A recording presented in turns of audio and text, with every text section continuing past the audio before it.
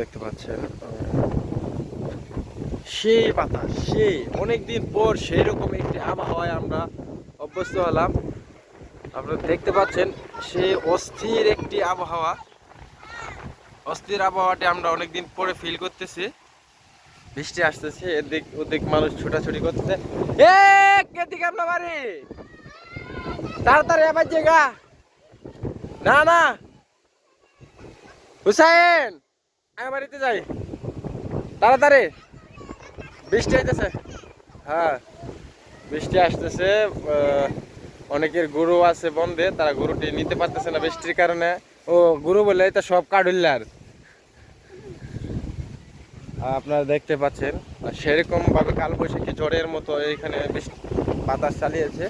এই যে এখানে বাতাস কিরকম পরিমাণ বুঝতে পারতেছেন।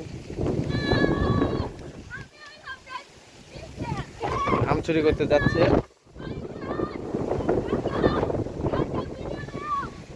আর আম চুরি করতে যাইতেছে এখন। প্রচন্ড বাতাস, বাতাসের গতিবেগ মারাত্মক। আমি লাইভ করতেছিলাম কিন্তু নেটওয়ার্ক ভালো না, যার কারণে আমি লাইভটা করতে পারি নাই। আমি এই জন্য একটু ভিডিও করে নিচ্ছি আপনাদেরকে দেখানোর জন্য। অনেকেই প্রবাসে থাকে, তারা এরকম একটা আবহাওয়া অনেক দিন ধরে ফিল করতে পারে না। এই যে মেঘের অবস্থা,